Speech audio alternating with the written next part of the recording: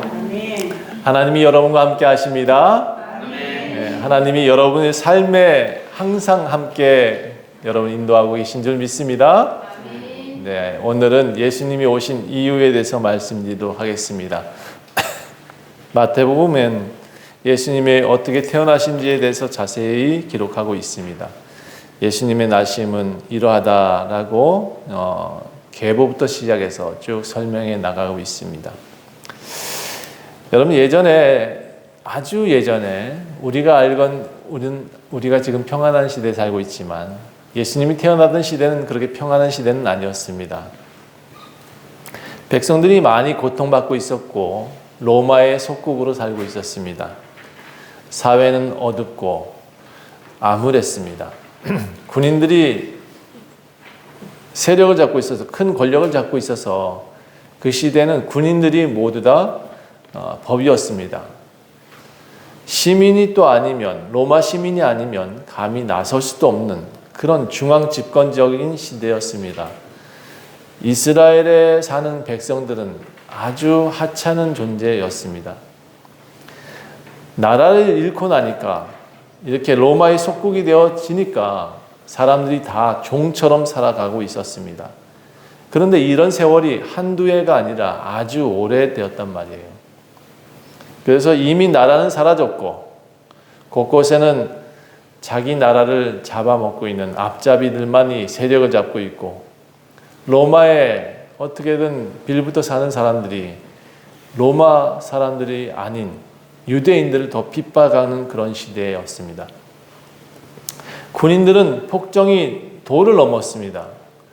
어디서나 군인들이 들어와도 내쫓을 수가 없었습니다. 이스라엘의 민족 중에 조금이라도 생각 있는 사람들은 그 예루살렘 근처나 이런 데 살지 않았습니다. 다 도망갔어요. 저 가나안 저쪽 변방에 들어가거나 바다에 들어가거나, 그래서 갈릴리 호수에 보면 어떤 사람들이 베드로가 사실 그 야고보가 사실 아주 무식한 사람들일지는 모르겠는데 성경은 그렇게 표현되어 있지만 제가 보기에는 그렇지 않습니다. 이미 로마의 폭정을 벗어난 지식인들이 아니었을까라는 생각도 해보는 거죠. 이스라엘의 분봉왕이라고 있었습니다. 분봉왕은 누구냐면 지금의 대통령 같은 사람이겠죠. 총리 같은 사람일 겁니다. 그런데 유대인을 보호하기보다는 자신들의 배만 채우는 사람들이었습니다. 백성들에게 세금을 걷어가지고 로마한테 바쳐야 되는데 바치려니까 어떻게 해요? 자기의 권력을 이용해서 더 많이 걷어야 되잖아요.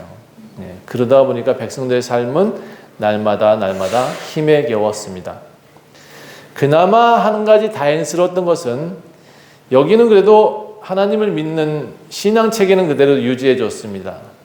예루살렘의 성전은 그래 예배해, 너네들의 상징물이니까 내비둬 하고는 내비뒀습니다. 거기에 대제사장도 내비두고 바리새인이라는 사람들도 선생이라는 사람들도 그냥 두자 그렇게 했습니다. 다만 로마는 그들을 다 자기들의 부하로 만들었습니다. 그렇게 하지 않으면 그 자리에 설 수 없었습니다. 그래서 이 사람들이 유일한 방패막인데도 불구하고 대제사장들이 도리어 방패막이가 되어주지 못했습니다. 역시 이들도 유대인들 중에서도 지배계급이 있었기 때문에 성전 중심으로 사는 사람들. 근데 이 사람들이 백성들한테 위로자가 되는 것이 아니라 날마다 괴롭히는 삶의 모습을 갖고 있으니 백성들도 이곳을 쳐다보기도 싫은 거죠. 다만 그들한테 유일한 신앙이 하나 있었습니다. 하나님이 계시다. 모든 사람들이 그렇게 전달되었기 때문에, 아버지로 어머니로부터 전달되었기 때문에 어떻게 해서든 예루살렘 성전에 한 번은 꼭 올라가야 되잖아요. 그래서 1년 내내 돈을 모읍니다. 속죄제를, 자기의 죄를 다 사하기 위한 그 날을 기억하기 위해서. 그래서 그 날을 위해서 돈을 열심히 모으고 그 날을 위해서 어떻게든 저금을 합니다. 그런데 말이죠. 이 바깥에서는 양 한 마리 5,000원 살 텐데 거기 가면 2만 원입니다. 4배 이상의 고리대금을 받습니다. 왜 그러냐? 들어갈 때 일단 성전세를 내야 돼요. 성전세를 내고 출입증을 끊어야 돼. 그리고 거기 들어서 자기가 멀리 살다 보니까 양을 끌고 오지 못하잖아요. 돈 있는 사람은 소를 끌고 오지 못하잖아요. 그러니까 그것을 사야 돼. 그래서 예수님의 성전 앞에는 장사치들이 되게 많았습니다. 예수님이 보시고는 여기를 이렇게 장사하는 곳으로 만들면 안 되라고 채찍 들고 막 해치셨던 이유는 뭐냐면 고리대금을 했기 때문에, 장사도 3배, 4배의 장사를 했기 때문에 이것을 장사하는 곳을 만들지 마라 라고 말을 한 겁니다. 자, 이스라엘 사람들을 위해서 조금이라도 방패막이가 되어줘야 될 대제사장들이 그렇게 하고 있으니까 이들은 더욱더 이제 옛날 다윗 왕의 시대가 부럽습니다. 그립습니다.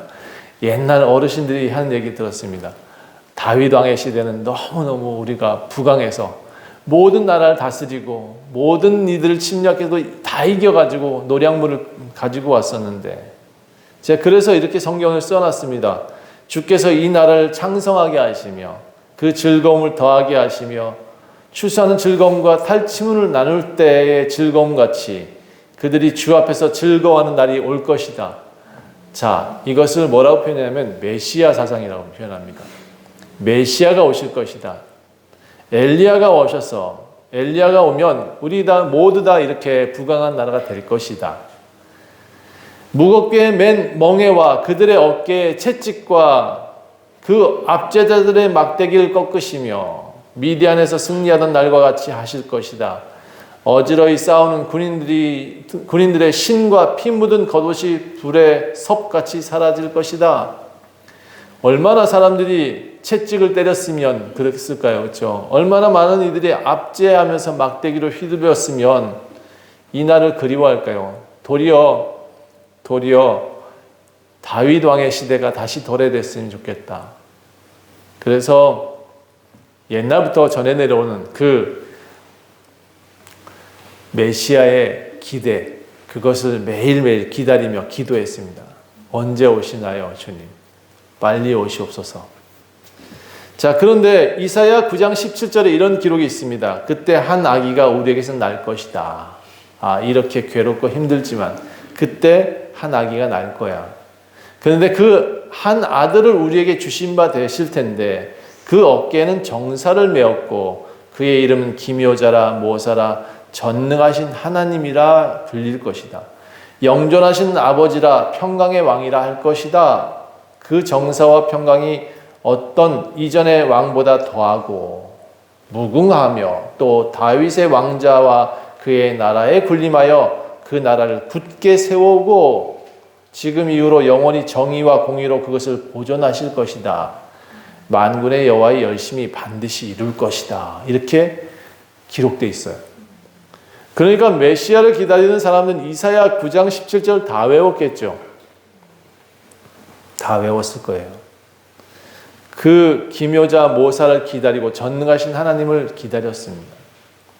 이스라엘 사람들은 자기를 이 억압에서 구원해 줄 메시아를 기다리고 있었습니다. 다윗 왕의 시대처럼 부강하고 모든 나라를 통치하고 모든 나라를 이길 수 있는 그런 나라, 그런 나라의 왕이 난다는 거예요. 그런 한 사람이 와서 이 노예 같은 생활을 벗어나게 해준다는 거예요. 그 믿음으로 하루하루 버티며 살아가고 있어요. 선지자 엘리야 시대처럼 세상을 바꿔줄 어떤 선지자가 나타나길 기대하고 있어요. 그런데 어느 날 갑자기 하늘에서 별이 나타났어요. 유난히 번쩍번쩍 빛나는데 그것을 사람들은 생각하지 않았어요. 저게 무슨 별인지, 그냥 큰 별이 하나 있다라고. 북극성이 하나 크게 빛나는구나. 우리도 보면 가끔 북극성이 굉장히 밝게 빛날 때가 있잖아요. 그렇죠? 예, 그게 어떤 해인지 잘 모르겠지만 이렇게 한 바퀴 돌면서 아주 밝아지는 때가 있다 그래요. 과학자들도 얘기를 하더라고요. 자, 어쨌든 간에 그런 밝은 별이 나타났어요. 이 별은 유난히 밝았어요.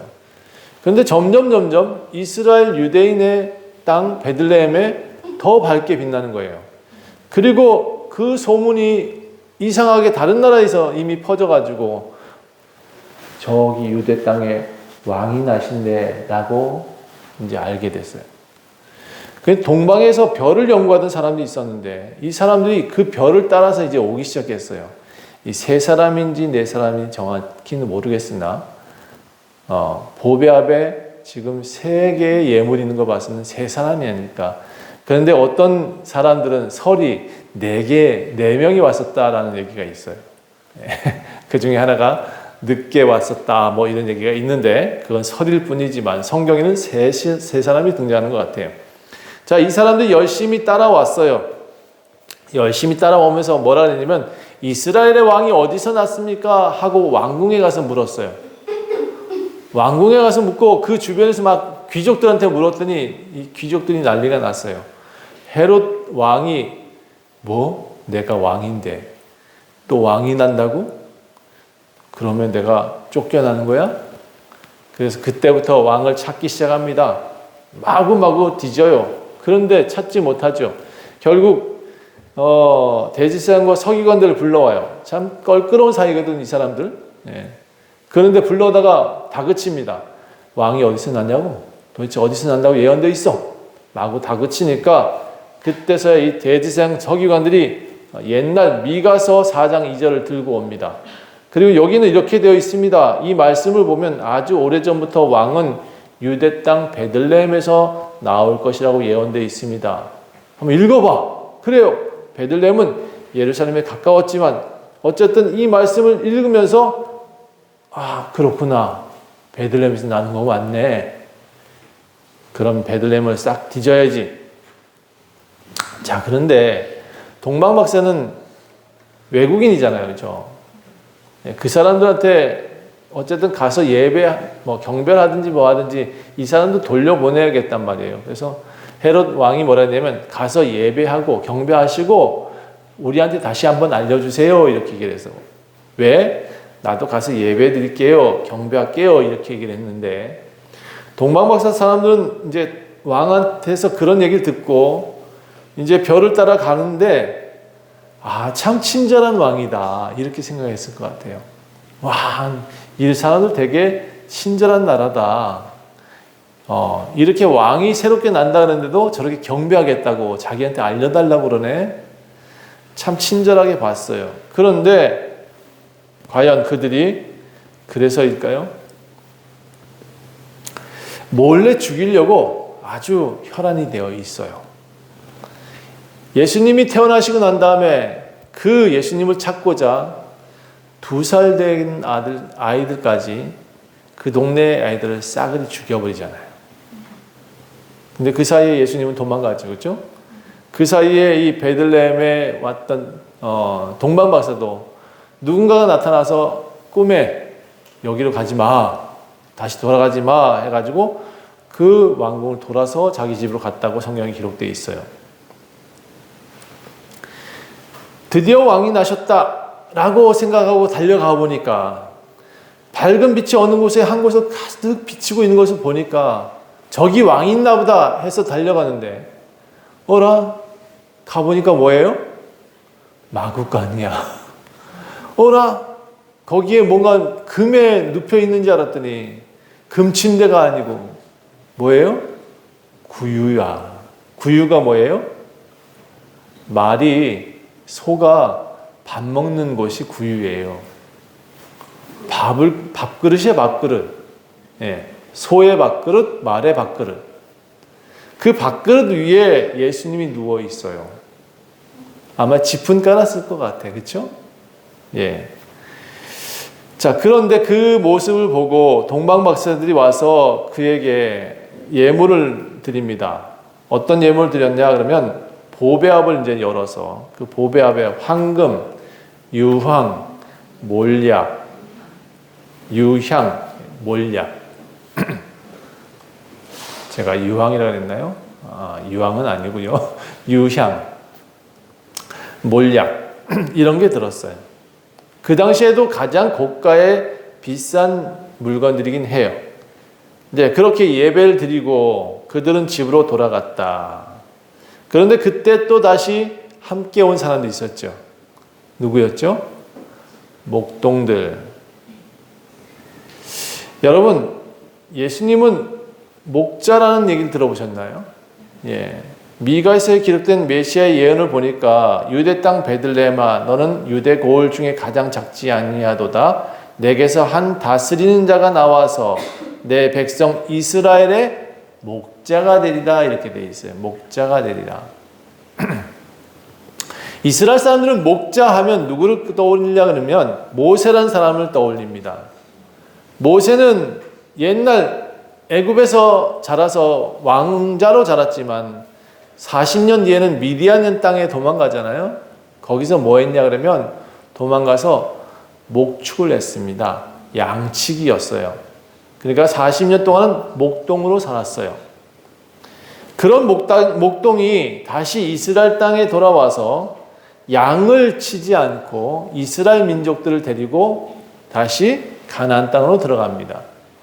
그래서 목축 생활에 익숙했던 사람들에게 메시아는 양을 살리는 목자 이렇게 기억합니다. 또는 이스라엘을 살릴 수 있는 목자다라고 생각합니다. 목자가 뭐예요? 목동이에요. 목동. 목동을 목자라고 표현했어요. 그런데 사람을 살리는 사람은 목자라고 표현하고 있어요. 예수님도 당신을 양치기로 비유하셨습니다.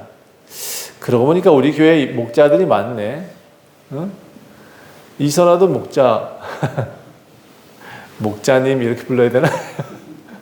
그 단어가 없지만 좀 이상하긴 하지만 다들 그런 역할을 해주셔야 됩니다. 우리 박대복 권사님이 많은 사람들의 목자가 되어주시고 계시잖아요. 그렇죠? 그들의 길을 인도하고 계십니다. 여러분 우리 한 사람 한 사람이 그런 역할을 해주셨으면 좋겠습니다. 예수님도 당신을 양치기라고 표현하십니다. 너희 중에 어떤 사람이 양 100마리가 있는데 그 중에 하나를 잃어버리면 99마리를 들에 두고 그 잃은 것을 찾아내기까지 찾아다니지 않겠느냐. 백성들은 나라를 해방시키는 그런 이상적인 왕을 찾고 있었습니다. 그런데 말이죠. 예수님이 오셔서 이상적인 그 민중봉기를 하는 왕이 아니라 이상한 행동을 자꾸 하세요. 산상수훈 들어보셨나요? 첫 설교가 심령이 가난한 자는 천국이 저희 것이며 너무 식상하지 않아요? 언뜻 생각해보면 되게 약한 왕이야. 와가지고는 한다는 얘기가 가난하면 부자가 된대. 애통하면 복이 있게 된대. 온유한 자는 복이 있다. 긍휼히 여긴 자는 복이 있다. 너희가 세상의 소금과 빛이야. 참 이게 식상한 얘기처럼 들리지 않아요. 그렇죠? 왕이라면 나를 따르라 이래야 되는 거 아니에요. 그렇죠? 왕이면 나를 따라서 저 로마를 물리치자 이렇게 해야 되는 거 아니에요. 근데 예수님이 오셔서 내가 메시아야 라고 말씀하시면서도 메시아 같은 행동을 안 해요. 근데 그분이 하시는 일을 보면 진짜 목자 같아요. 한 어린 양을 찾아서 그렇게 애쓰고 수고하시는 것을 볼 수 있어요. 다리 부러진 어린 양, 평생 누워있던 어린 양, 그렇죠? 그런 이들을 데려다가 고쳐주시잖아요. 나중에 진짜 예수님은 이래서 우리한테 메시아가 되셨구나 라는 것을 사람들이 이해하기까지는 참으로 오랜 시간이 걸립니다. 예수님은 진짜 이런 양을 찾으러 오셨거든요. 해방운동의 장수가 아니라 아주 볼품없는 목자의 모습으로 다가오셨습니다. 그러고 보니까 우리 혜성이가 예수님과 많이 닮았다. 그 예수님 이제 진짜 얼굴을 여러분 혹시 보셨나요? 서양인처럼 그렇게 아주 미남 아니에요? 예. 아주 투박하지만 아주 고상하게 부드러운 그 얼굴 모습을 여러분 상상해 보세요. 자, 그런 예수님이 우리들한테 오셔서 나는 이 땅의 통치자로 온 게 아니야 라고 말씀하십니다. 전 세계와 전 세대와 전 시공간을 초월한 왕으로 오셨다라고 말씀하고 있습니다. 그런데 사람들이 이걸 못 알아들어요. 예. 우리는 예수님이 오신 이유를 이제 정확히 알아야 되겠습니다. 여러분, 예수님이 오셔서 여러분한테 삶을 바꿔주시려고 오셨을까요? 네, 맞아요. 그런데 삶을 바꿔달라고 요구하면 안 돼요. 아이러니하죠? 이 세상을 바꿔주세요 라고 요구하면 안 돼요. 이 세상을 바꾸려고 오셨어요. 그런데 우리의 요구대로 바꾸시는 게 아니에요. 생각 외로 여러분 다른 방법으로 하나님은 일을 하고 계시다는 거예요. 나에게 돈 주는 분이 아니세요. 돈 주려고 오신 건 아니에요. 그런데 여러분 우리의 팔자를 바꿔주실 분이 아니란 말인데 그런데도 불구하고 많은 사람들은 내 팔자를 바꿔주시오라고 기도하고 있습니다. 많은 사람들이 예수님을 부적처럼 믿고 있습니다. 부적이 아니에요, 예수님은. 물론 예수님을 잘 믿는 사람들은 잘 살 수 있는 기회도 주십니다. 여러분의 삶을 바꿀 수 있는 기회도 주십니다. 그런데 노력하지 않고 드러누워서 내 삶을 바꾸시오, 내 팔자를 바꾸시오 하는 사람들은 예수님이 아무리 능력이 있어도 그 사람 바꿀 수가 없습니다. 드러누워 있는데 어떻게 바꿔요? 자, 그래서 예수님은 여러분의 모든 것을 바꿔주실 수 있는 분이긴 하지만 예수님이 오신 이유를 정확히 알 필요가 있다. 그래서 첫 번째 예수님이 오신 이유는 따라합시다. 우리를 죄에서 구원하시기 위해 오셨습니다. 아들을 낳으리니 예수라 하라. 그가 자기 백성을 그들의 죄에서 구원할 자이심이라. 죄에서 구원하시는 분이십니다. 모든 사람이 죄에 빠져 있으면 어떻게 되느냐? 결국 죽습니다. 죄의 결국은 사망이단 말이에요. 그 중에서 가장 큰 죄가 뭐냐? 하나님을 모른다는 것이 가장 큰 죄입니다. 여러분 꼭 기억하셔야 됩니다. 살다 보면 배고파서 뭔가 훔칠 수 있어요. 그 사람은 그 사람한테 훔친 것의 값을 되돌려주면 그 죄값을 사할 수 있습니다. 그런데 말이죠. 우리의 이 하나님을 부정하는 죄값은 어떻게 갚아나갈 수 있느냐? 자기 목숨으로 갚아야 돼요, 원래. 그런데 우리의 목숨 대신 예수님이 죽으심으로 그 목숨을 다시 살려주셨어요. 영원히 살 수 있는 방법으로. 처음부터 하나님 품에서 살던 이들이 하나님을 떠나자마자 모두가 죽을 수밖에 없는 존재가 되었지만 그 예수님을 다시 받아들인 사람은 하나님을 받아들이는 것과 같이 되었고, 그래서 하나님을 부정하던 사람이 하나님 앞에 나와서 아버지라고 부를 수 있는 삶이 되었다는 겁니다. 그래서 여러분, 아버지를 인정하는 것이 굉장히 중요합니다. 자식이 태어났는데 자기는 땅에 태어나서 뭐라고 표현하냐면 나는 아버지한테서 나온 것이 아니라 난 땅에서 솟아났습니다 라고 말하는 거예요. 이런 사람들이 지금 이 세상에 너무 많다는 거예요. 하나님을 부정하는 사람들, 하나님을 모른다는 사람들이 너무 많습니다. 그러면 이 사람들이 죄 가운데 죽으리라 말씀하셨습니다. 이런 논리를 가진 죄인의 죄를 깨끗하게 하시기 위해 예수님을 오셨습니다. 예수님을 믿기만 하면, 그가 달리신 것을 믿기만 하면 너희가 구원을 받으리라. 예수님이 십자가에서 죽으시고 부활하심으로 하나님과 사람을 화목하게 하신 화목제물이 되어주셨습니다. 사람을 살리기 위해 그분은 오셨어요. 당신이 하실 수 있는 최선, 하나님이 아주 작은 이 몸을 가지고 이 땅에 오셔서 모든 인류의 제물이 되어주셨다는 것. 이것이 정말 놀라운 사건입니다. 두 번째 이유는 하나님이 계시다는 증거로 오셨습니다. 보라, 처녀가 잉태하여 아들을 낳을 것이요 그의 이름은 임마누엘이라 하리라. 따라합시다. 임마누엘. 이걸 번역하니까 무슨 뜻이냐 그러면 하나님이 우리와 함께 계시다. 이렇게 합시다. 나와 함께 계십니다. 누가? 하나님이. 여러분, 이게 여러분 지금 너무 많이 들었기 때문에 단순하고 아주 심플하고 그냥 아주 들을 수 있는 말 같죠? 네. 우리는 이렇게 생각해 봅시다. 아주 미천한 개미한테 우리 아주 존귀한 존재가, 영원히 존귀한 존재가 그 개미를 돌봐준다고 생각해 보세요. 먹이고 입히고 날마다 사랑해 준다고 생각해 보세요. 개미 입장에서는 어떻게 생각할까요? 너무 큰 은혜 아니에요? 너무 큰 사랑 아닙니까? 여기 임마누엘은 그런 뜻입니다. 이 구원을 얻게 된다는 뜻은 뭐냐면 아버지가 자식한테 온다는 얘기고요. 아버지가 사람한테 오셔서 그 사람을 날마다 돌봐주신다는 의미가 있습니다. 먹이시고 입히신다고 표현하고 있습니다. 우리를 사생아로 만들지 않고 우리를 개미로 만들지 않고 사람답게 만들어 주신다는 의미가 있습니다. 여러분, 임마누엘이라는 뜻이 뭐냐면 내가 사람 됐다는 뜻입니다. 하나님의 목적대로 내가 다시 이 땅에서 살아가고 있다. 우리를 오랑우탄 침팬지로 만들지 않고 사람으로 만들어 주시겠다고 오신 겁니다. 우리는 존귀한 존재로 살아야 되는데 너무 세상 사람들 보니까 존귀하지 않는 존재로 살고 있습니다. 자기를 스스로 쓰레기 취급하는 사람들 참 너무 많다.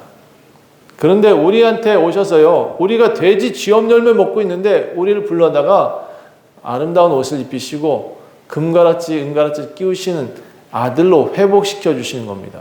네, 그게 임마누엘이에요. 우리와 함께 계신다. 이게 놀라운 말입니다. 예수님이 오셔서 가장 큰 일을 하신 게 뭐냐면 우리와 하나님의 다리 역할을 해주셔서 다시 하나님과 하나가 될 수 있게 만들어 주셨다는 것이 가장 큰 은혜입니다. 아들과 딸, 그리고 제가 항상 말씀드리고 있는 여러분이 하나님의 성전으로 살게 해주셨다는 겁니다. 따라합시다. 나는 하나님의 성전입니다. 여러분, 다른 사람들이 여러분한테 뭐라고 하든 간에 하나님은 여러분을 가장 존귀하게 여기고 계시다는 겁니다. 그게 임마누엘입니다. 이 구원은 이 땅에서 끝난 게 아니에요. 끝 아니에요. 이 구원은 영원한 하나님 나라의 백성으로 살게 하시겠다는 약속이에요. 하나님이 세상을 이처럼 사랑하사 독생자를 주셨으니 이는 그를 믿는 자마다 멸망하지 않고 영생을 얻게 하려 하십니다. 하나님이 그 아들을 세상에 보내신 이유가 뭐냐면 세상을 심판하러 오시는 것이 아니라 그 예수님을 믿는 사람들은 세상에서 구원받게 하기 위해서 왔다. 이 구원은 영원히 산다는 말을 하고 있는 겁니다. 구원이란 말이 단순히 이 땅에서 영원히 사는 것을 표현하고 있지 않고 이 땅에서 뭔가 잘 살게 되는 것을 표현하지 않고 있습니다. 구원은 여러분들이 하나님과 영원히 함께 산다는 것을 말하고 있습니다. 영생의 구원을 약속하셨다는 사실을 잊으면 안 돼요. 여러분은 단순히 이 땅에서만 살다 죽는 존재가 아님을 분명히 알아야 됩니다. 개돼지 아니라고. 여러분 존귀하다 못해서 이 육체를 벗으면 하늘나라에 가게 되는 사람입니다. 영원히 하나님을 찬양해야 될 사람입니다. 영원히 하나님을 앞에서 거룩하다 외쳐야 될 그런 장로가 될 겁니다. 그런 존귀한 성도들이 되실 겁니다. 우리는 죽을 수 없는 존재입니다. 우리는 하나님이 함께 거하시는 성전이 된 이후부터는 절대로 이 땅에서나 나중에 죽어서라도 우리 육체를 벗어서라도 절대로 여러분의 영혼은 죽지 않습니다. 아멘. 우리는 이것을 믿기에 우리는 교회에 나오고 예수님을 믿습니다. 아멘. 자, 세 번째 이유가 뭐냐면 따라합시다. 영원한 왕으로 오셨습니다. 영원한 왕으로 오셨습니다. 한국의 대통령은 5년 뒤에 바뀝니다. 네, 아무리 바등바등해도 5년 뒤엔 다 바뀔 수밖에 없을 겁니다. 국무총리 바뀝니다. 네, 다 바뀔 수 있습니다. 그런데 예수 그리스도는 영원한 왕으로 오셨습니다. 그가 큰 자가 되고 지극히 높으신 이의 아들이라 일컬음을 받을 것이요 주 하나님께서 그 조상 다윗의 왕위를 그에게 주시리니 영원히 야곱의 집을 왕으로 다스릴 것이며 그 나라가 무궁하리라. 영원하리라. 그 야곱의 집의 왕으로 섬길 왕, 다윗의 왕위를 주신 왕. 그래서 모든 이들이 바라던 그 다윗 왕과 같은 메시아, 정말 그분이 오셨다니까요.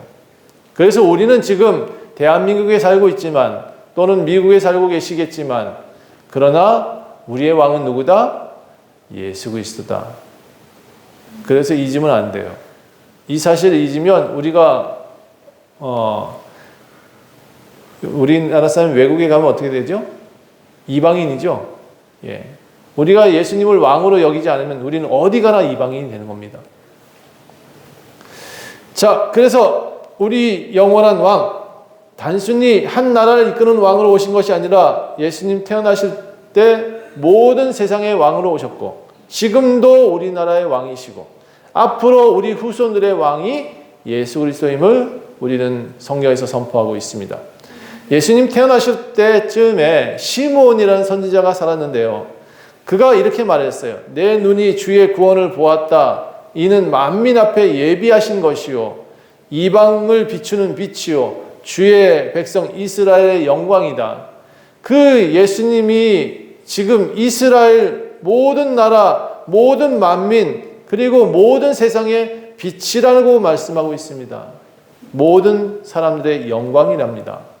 모든 세대에. 그래서 여러분, 예수님을 만나신 여러분들은 그 영광 가운데 살고 계신 줄 믿으시길 부탁합니다. 자, 세상의 빛으로 오셨대요. 어둠에서 벗어나는 유일한 방법이 있답니다.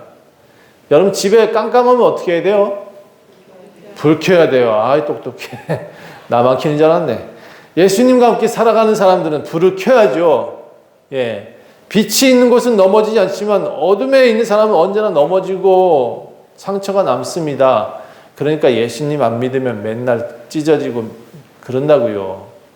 그러니까 어둠에 다니지 않게끔 여러분 주변 사람들도 이끌으셔야 돼요.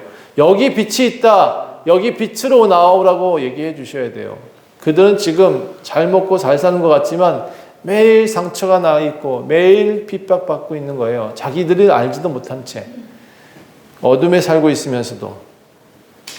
여러분, 보이는 것이 다가 아닙니다. 우리는 보이지 않는 풍성함이 있지만 저들은 매일 가난함에 허덕이고 있다는 사실을 기억하셔야 돼요. 예수님은 우리 주 하나님으로 오셨고 영광과 존귀와 권능을 받으시는 것이 합당한 분이시다. 요한계시록에서는 뭐라고 표현하고 있냐면 모든 이방 나라를 비추는 빛으로 오셨다. 그리고 주의 백성들에게 영광이 되는 존재라고 분명히 말합니다. 이제 우리는 어떻게 해야 되냐? 우리는 그 어린 양에게 찬송과 존귀와 영광과 권능을 받으시기에 합당하십니다. 라고 창화. 이거를 뭐라 그래요? 하나님을 향해서 노래한다고 표현해요. 요한계시록에 표현하고 있는 내용들은 여러분 지금 배우셔야 됩니다. 거룩하다, 거룩하다, 거룩하다. 함께 해봅시다. 시작. 거룩하다, 거룩하다, 거룩하다.